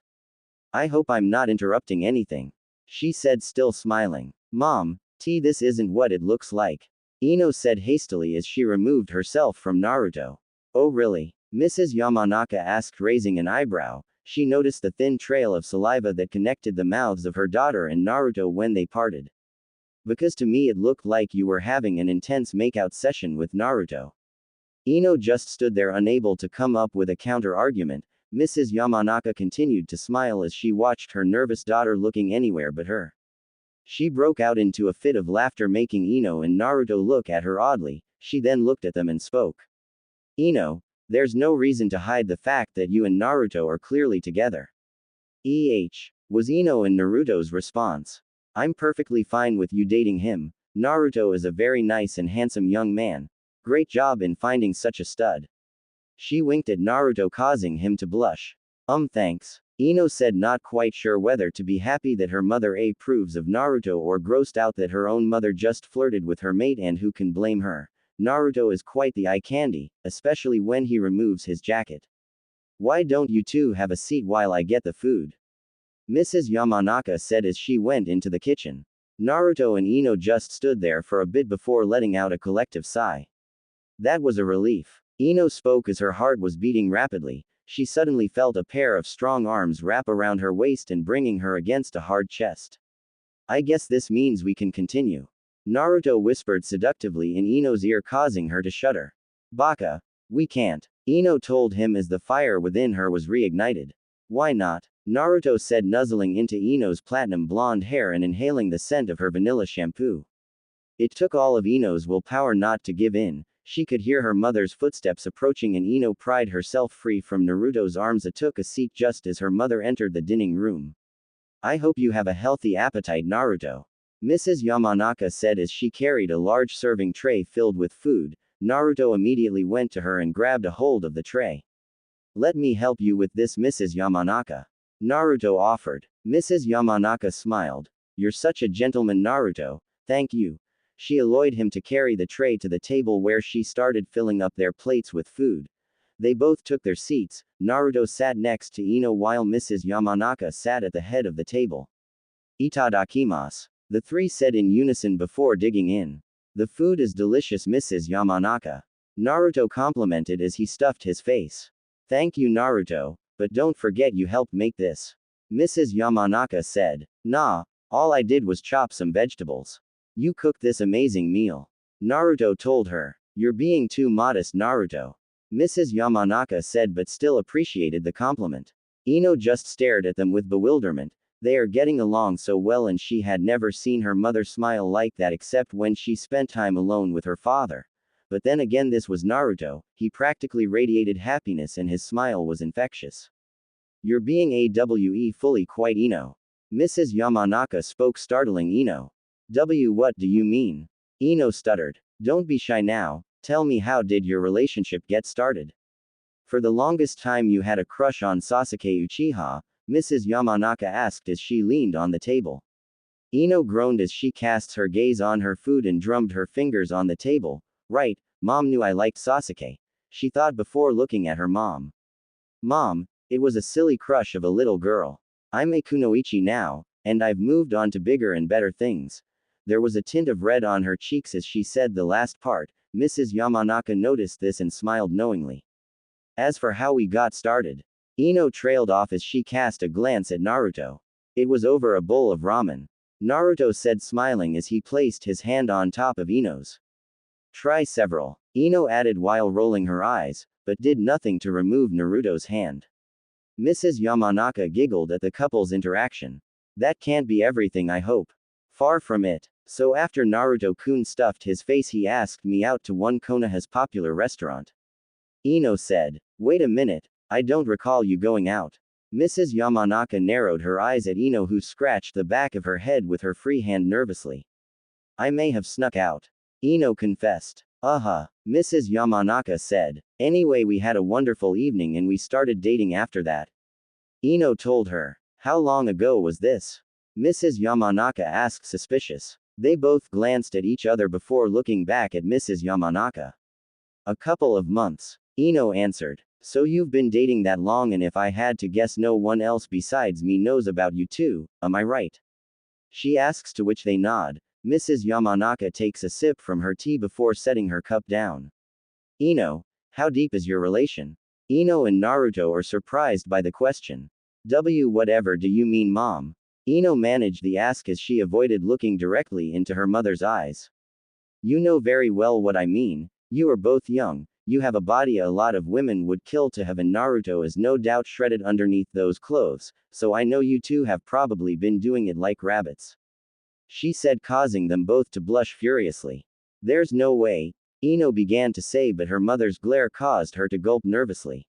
"Yes, we did make love," she finally admitted. Mrs. Yamanaka looked at her daughter as she took in what she just said. She said they made love instead of saying they had s*x. These two are serious about each other. Mrs. Yamanaka thought before speaking. "I hope you two have been using protection." By the way, they avoided looking at her, told her they haven't. "Well, if you're not going to use protection, then hurry up and give me a grandchild already." Ino and Naruto fell out of their chairs while Mrs. Yamanaka started laughing. "Mom!" Ino screamed as her face was burning red with both embarrassment and anger. "What? I'm not getting any younger. I would like to see my grandchild before I pass on," Mrs. Yamanaka told her. "You're not that old," Ino reminded her as Naruto helped her off the floor. "Anyway, I approve of your relationship with Naruto. He's a very nice young man and I can tell he's crazy about you," Mrs. Yamanaka said as she smiled brightly. "Thanks, Mom." Ino thanked her mother and returning the smile before looking at her mate's smiling face. "But you're going to have to tell your father," Mrs. Yamanaka told her daughter, causing both her and Naruto's smiles to drop. "Right. I forgot about him." Ino was dreading it, but Naruto was more so as his face was as pale as a ghost. "Now who wants dessert?" Mrs. Yamanaka said as she rose from her seat and went to the kitchen to retrieve the cake Naruto brought. Ino collapses on the table and lets out a groan. "God, that was so embarrassing. At least she approves of me going out with you," Naruto tells her in hopes of getting her to look on the bright side. "Oh yeah, just wait till you meet my dad, and if he finds out that you've been sleeping with me, then it's nice knowing you," Ino said, causing a chill to run down Naruto's spine. "He won't seriously kill the father of his grandchildren, right?" Naruto whispered fearfully. "If he finds out about that, then you'll wish he killed you, stud." Ino winks at him as he sinks into his chair. Soon Mrs. Yamanaka came back with Naruto's cake in hand as well as 3 plates. She noticed Naruto's gloomy state and immediately recognized it. "Cheer up, Naruto. I'm sure you'll make a good impression on my husband," she assured him before placing the cake on the table and cutting up a slice for each of them. As they enjoyed the delicious cake, Mrs. Yamanaka continued to ask them about their relationship, like, "Does anybody else know? How were you able to keep your relationship a secret?" And so forth. Sadly, it was starting to get late and Naruto regrettably had to leave. "Thank you for the food, Mrs. Yamanaka. I really had a great time meeting you." Naruto thanked Ino's mom. "Oh, you're quite welcome, Naruto. Please feel free to come over anytime, just give me a heads up first," she told him, and they shared a laugh. "I'll walk you to the door," Ino offered as she wrapped her arms around Naruto's left arm and led him to the section of their house that was the flower shop. She stopped outside the door that separates the house from the store and faced her mate. I'm being stalked by an Ambu Black Ops. She told him via telepathy. Why would a member of Ambu be stalking you? Naruto thought worriedly. I'm not sure, but the Ambu is a member of the Yamanaka clan. Ino informed him. Anyone you know? He asked. No, I don't recognize his chakra signature. I could try asking my dad if he knows anything about a Yamanaka clan member in the Ambu. Ino thought. Good idea, I'll try asking Kakashi-sensei and Granny Tsunade if they know something. Naruto thought before wrapping his arms around Ino and bringing her close. Don't worry, we'll figure this out, he assured her. I hope so, Ino replied as she rested her head on his chest, not sounding too assured. Hey Ino-chan. Naruto said his mate's name and she lifted her head to look at him. This guy doesn't know that we're on to him, and that gives us the advantage, as long as we can stay one step ahead of him. If not two, then he doesn't stand a chance. Naruto told her confidently. Ino smiled at his words before bringing her right hand up to caress his cheek. Way to look on the brighter side of things, stud. Hey, it's what I do. Naruto responded before dipping his head and capturing Ino's lips in a passionate kiss. Ino melted into the kiss as she ran her right hand through Naruto's blonde locks. Naruto brought his left hand down to squeeze her butt, causing Ino to moan in the kiss. He brought his right hand around to caress her stomach before moving up to her bras. They were so into their makeout session that they didn't hear the door to the flower shop open. Ahem. Both Ino and Naruto instantly parted from their kiss as they both stared at the front door to the shop to see none other than Inoichi Yamanaka. Daddy. Ino gasped. Hello, Ino. Inoichi greeted his daughter. He couldn't help but notice the thin line of saliva that connected their mouths as they parted. Mind telling me what Naruto is doing here and why he's holding on to your chest like that? Quote. Ino and Naruto looked down to see Naruto's hand grabbing onto her bras and they quickly separated. Mr. Yamanaka, it wasn't what you think. Naruto tried to tell him, but Inoichi wasn't buying it. Oh really? Inoichi raised an eyebrow. Because it clearly looked like you were taking advantage of my daughter. No, I would never take advantage of Ino-chan. I swear. Naruto tried to assure him, but Inoichi pulled out a kunai which caused Naruto to gulp. You horny bastard, trying to seduce my daughter so you can sleep with her and get her pregnant, will you? Not on my watch. Inoichi lunged at Naruto and attempted to cut him with his kunai, but Naruto managed to jump out of the way. Mr. Yamanaka, please calm down. Naruto said as he dodged another slash of his kunai. Hold still, you punk. Inoichi continued to slash at Naruto, who continued to dodge. Daddy, please calm down and let's talk about this. Ino said, trying to calm her father. There's nothing to talk about, sweetie. This bastard has to die. Inoichi growled as he did a familiar hand sign. Ino's eyes widened in fear as she recognized the hand seal. Daddy, don't. Mind destruction jutsu. Inoichi called out as Naruto suddenly froze. Hey, what's going on? I can't move my body. Naruto was panicking as he struggled to move. You're mine now, punk. Inoichi said as he pulled out another kunai and tossed both kunais to Naruto, who caught them. Wait. I didn't tell my body to do that. Naruto said as he held the kunais with the pointed end pointing at his body. I own your body now, it's time for you to die. Inoichi said as Naruto's arms were about to stab himself. Mind destruction jutsu. Naruto's arms suddenly stopped and released the kunais. Inoichi's eyes widened in shock before turning his head around to look at his daughter, who was using the same hand seal as himself. Ino, you. Naruto-kun, I'll see you tomorrow. Ino cut her father off as she walked towards her mate and kissed him on the cheek. Ino. Daddy, can I please have a word with you in the living room? Ino ordered as she gave her father a death glare.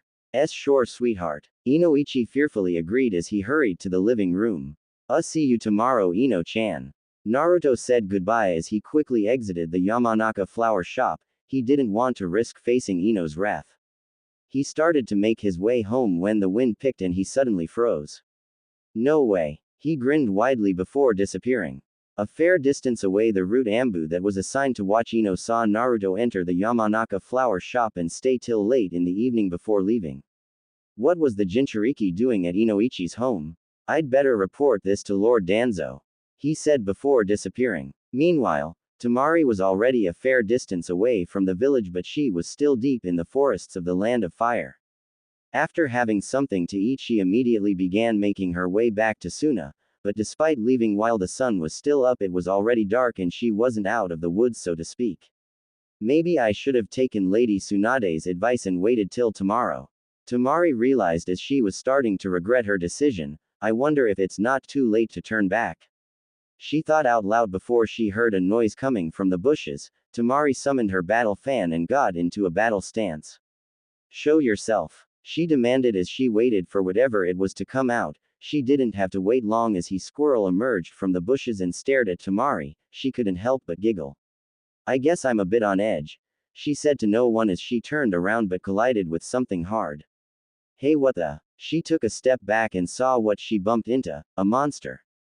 Holy she, Tamari couldn't finish as the creature let out a mighty roar before leaping at Tamari. Birds suddenly flew from the trees of the area as the sounds of tearing could be heard echoing through the forest. The following morning, as the sun began to rise over the forest of Konoha, there was a certain spot where the trees and ground were covered in numerous cuts and pieces of torn clothing scattered around. A pair of ninja sandals lay on the floor, the starps torn in half. Tamari's eyes fluttered open as she raised her head off the ground. What happened? She raises her hand to rub her head, and in doing so she feels something soft. What in the? She quickly rises from the ground into a sitting position and looks at her hands, which are covered in sandy blonde fur, and her nails have lengthened into claws. When did? Tamari begins to recall the events of last night, and she slowly turns her head around to see that she has a long fluffy tail the same color as the fur that covers the rest of her body. She then sees the blonde fur-covered back of the creature that attacked her. A tick forms on her head as she clenched her right hand into a fist and hits the creature on the side of his head, causing him to wake up. Huh? Who? What? The creature, who looks like a fox, looks around frantically. Baka, do you realize what you've done? Tamari shrieked as she glared at the fox. The fox scratched his head nervously. Sorry, Tamari-chan, but as soon as I caught your scent I couldn't resist. Naruto apologized to his mate. Couldn't you have waited or at least given me a warning before you tore my favorite outfit to pieces? Tamari yelled at him. She was clearly not happy. Naruto then grinned before leaning his face close to Tamari. I'm not the only guilty one here. I seem to recall how you couldn't wait any longer and transformed with removing her clothes, even knowing what would happen to them if they stayed on during the transformation. Naruto countered, causing Tamari's face to heat up before he rubbed his muzzle against hers. Be Baka, just for that I'm going to have you give me a massage after what you did to me last night.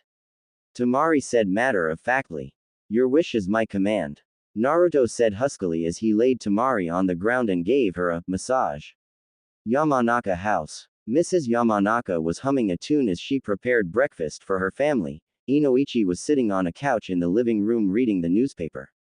He let out a tired sigh as he turned to the next page. He heard someone descending down the stairs and turned his head around to see his daughter. Good morning, Ino. Inoichi greeted Ino. Morning, Daddy. Ino returned the greeting as she kissed her father's cheek before sitting on a sofa across from her father.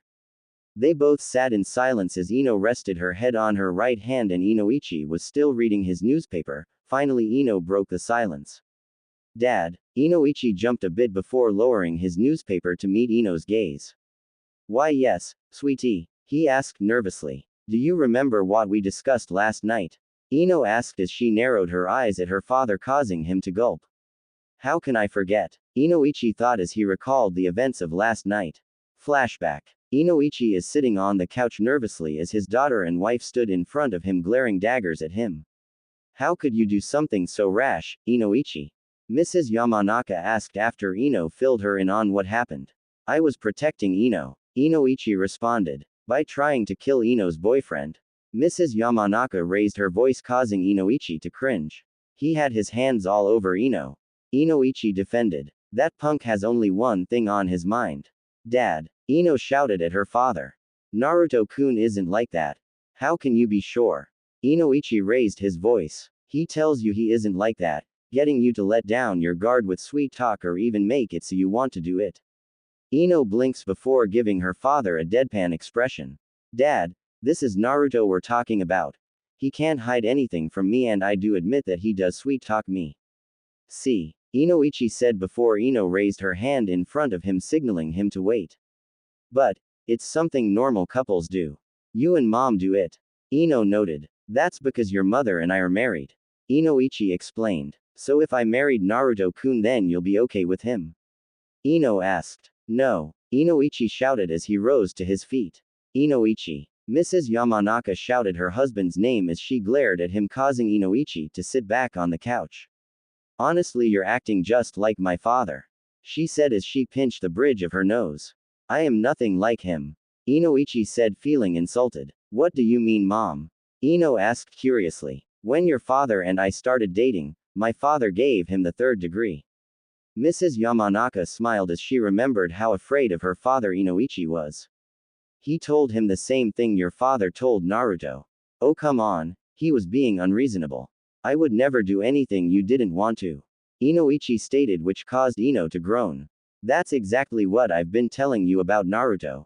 He would never do anything that I wouldn't want to, Ino argued. Her father opened his mouth to say something, but Ino stopped him as she continued.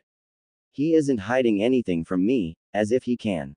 I'm a Yamanaka, remember? Inoichi gasped. What? Ino asked. Naruto-kun insisted that I scan his mind. He wanted to prove to me that he was serious about us. How serious are we talking about? Inoichi asked, feeling anxious all of a sudden. Real serious, Ino told him seriously. Inoichi tightened his grip on the armrests of the sofa and gritted his teeth. His wife saw this and smiled. You knew this day would come, when Ino would find her handsome prince. She winked at Ino. Still, Inoichi still had doubts. If you're still having doubts, then why don't we invite Naruto over for dinner again? You'll see for yourself what a nice young man he is, Mrs. Yamanaka suggested. Inoichi thought about it for a moment before finally agreeing. Alright, I'll give him a chance. Ino and her mother cheered before discussing the details of the dinner. Flashback end. So when are you going to invite him? Inoichi asked. Today I'll ask if he wants to come over for dinner again tomorrow and that you'll be joining us, Ino explained. What if he's too scared to come? Inoichi smirked. He'll come, Ino assured him before thinking. He's more afraid of me. Breakfast is ready, Mrs. Yamanaka called out from the kitchen. Both Ino and Inoichi stood up and headed for the kitchen. Meanwhile in Sunagaku, the Cage is in his office going over mission reports. The Akatsuki haven't been sighted and he received a message from Konoha to be on the lookout for a person named Shin that is traveling with Sasuke. Gaara sighed as he looked out of his office window. The village looked peaceful this morning. There was a knock on the door. Yes, it's Kankuro. Come in, Gaara said as the door to his office opened to reveal Kankuro. Morning, Gaara. Kankuro greeted his younger brother. Morning. Gaara returned the greeting as Kankuro took a seat in front of his desk. He took a glance at the pile of paperwork on Gaara's desk and let out a whistle. Keeping busy, I see. Did you just come in here to tell me that? Gaara asked monotone, which caused Kankuro to become nervous. And no, I came by to ask for a mission, Kankuro said truthfully. Gaara picked up a piece of paper from the mission pile. There's one, but you have to wait till Tamari gets back first. Why? Kankuro asked, raising an eyebrow. Because you'll be escorting one of our citizens to Konoha, Gaara answered simply. And why would I have to wait for Tamari to do a simple mission like that? Kankuro asked. To make sure you don't make a fool of yourself during this simple mission, Gaara stated, causing Kankuro's mouth to drop. Oh come on. Is this about what happened when? Kankuro. Gaara cut off his older brother and gave him a hard glare which caused Kankuro to go pale. It is precisely that reason why she'll accompany you. Kankuro sunk in his seat and didn't protest. Oh okay, so who are we escorting? Gaara smiled slightly, which unnerved Kankuro. Well, it's. Meanwhile at the village wall, the shinobi lookouts spotted something in the distance. What's that other there? One of the shinobi on lookout pointed at an object in the distance. Another sand shinobi took out some binoculars and saw what appears to be someone with blonde hair in an orange and black tracksuit making their way across the desert towards the village entrance. He took notice of the Suna headband on the person's forehead, and judging by the person's curves, it's a woman. He couldn't get a proper look at her face since she had her head down and the lower part of her face covered by the collar of her jacket. I think it's one of our shinobi, he said as he and his fellow shinobi went to meet her at the entrance. When she finally arrived, both shinobi's eyes widened in shock as they recognized the woman. Lady Tamari. Said person stopped in front of them, her head still lowered down so her mouth was covered by the collar of the jacket, a clear blush on her face as she watched both shinobi stare at her with their mouths open. What? She shouted, causing them both to jump slightly. Nothing, it's just. His eyes trailed down her body, the tracksuit only serving to draw attention to her impressive curves as proof both his and his fellow shinobi's eyes were glued onto Tamari's impressive bust which stretched the jacket. Tamari saw where their attention was drawn to and scowled. Hey, my eyes are up her. Immediately both shinobis straightened up and looked into Tamari's eyes fearfully. Sorry ma'am, it's just. He trailed off as his eyes were drawn to her chest again. Tamari rolled her eyes and made her way past them muttering, men. As she was walking away, the two shinobis' attention was drawn to her plump butt. However, Tamari felt their stares and she had a pretty good idea what they are staring at. She flicked her wrist and a strong gust of wind lifted the two shinobi and sent them flying into the air. The rest of the shinobi on guard quickly averted their gaze or risked Tamari's wrath. Tamari jumped across the rooftops to her apartment to change clothes before anyone else saw her. She managed to make it to her apartment, quickly opening the door and closing it behind her. She leaned against the door and let out a sigh of relief. She walked to her room and along the way she suddenly froze. She slowly turned her head to the left and saw Kankuro on her couch with a sandwich in his hands, in mid-bite. His eyes were wide as he took in Tamari's appearance before standing up and pointing a finger at Tamari. Those clothes, what are you doing wearing his clothes? Kankuro demanded. Tamari facepalmed. This is the last thing she needed. Do you really want to know? Kankuro paused for a moment before giving her a look of disgust. No, I don't. Tamari continued towards her room, but as her hand touched the knob, Kankuro spoke. Why? Without turning around, Tamari responded. Why what? You know what I mean, Tamari. Kankuro raised his voice, causing Tamari to sigh. No, not really. You have to be more specific. You're going to live in Konoha with that punk. Kankuro screamed. So? She asked. So? You didn't even tell me about this. Kankuro yelled. This time Tamari turned around and glared at her younger brother. Gee, I wonder why. Kankuro shrunk under Tamari's glare, just like the last time. Kankuro rubbed his cheek absent-mindedly. He eventually woke up in the hospital in a full-body cast with Gaara, Tamari and Naruto there. The two blondes explained to Kankuro about their relationship and that it is a secret. Kankuro wanted to argue, but his jaw was broken and had to remain silent. But you could have at least told me over dinner or something instead of finding out like this. The last time I tried that, you made a complete ass of yourself. Remember? Tamari asked as she crossed her arms. Kankuro flinched as he remembered that Tamari had invited him and Gaara to have dinner with her and Naruto in her favorite restaurant. It was supposed to be a casual dinner where she properly introduced Naruto to her brothers. Gaara gave his full support to their relationship, knowing Naruto will ensure Tamari's happiness. Kankuro on the other hand was hesitant. He asked Naruto whether he was even capable of making Tamari happy and making her dreams come true. Naruto admitted that he's not the brightest person, and can be very stubborn, but he will do everything in his power to make Tamari's dreams a reality and ensure that she'll always be happy. This caused Tamari to smile brightly, but then Kankuro mentioned what Naruto has imprisoned within him, and that because of it he's risking Tamari's safety. Naruto just smiled, which surprised Kankuro as he told him that he's well aware of that and he's already planned for it. Kankuro pressed for details, but Naruto scratched the back of his head nervously and told him that if he told him then Tamari would know his plan and she'll be ready to change it since she won't like it. Kankuro then raised his voice and told Naruto that if he wants to date Tamari then there mustn't be any secrets between them. He then berated Naruto that if he's not honest with his sister about his plan then who knows what other secrets he's keeping from her. His outburst was drawing attention from the other customers and Tamari had had enough. She grabbed Kankuro's ear and pulled it high into the air until Kankuro's feet dangling in the air. Kankuro was in intense pain as he tried to pry his ear free, but Tamari's grip was too strong. She walked towards the entrance of the restaurant and tossed him out. She dusted her hands and went back to her seat. The other customers avoided eye contact with her lest they incur her wrath. I was making sure he wasn't taking advantage of you. Kankuro explained. Kankuro, Naruto would never take advantage of me. Tamari said. Kankuro was about to protest, but she continued. And if he did, do you think he would still be alive? Kankuro gulped. Tamari was right. Anyone who dared cross her didn't live very long. Why, you have a point there. Good. Now, if you don't mind, I'm going to go take a shower, then we'll start packing my things. Tamari told him as she entered her bedroom and closed the door. Thanks for listening. In the next part. In the meantime, please leave a review. I would love to hear your feedback. Especially if it helps me improve the overall story.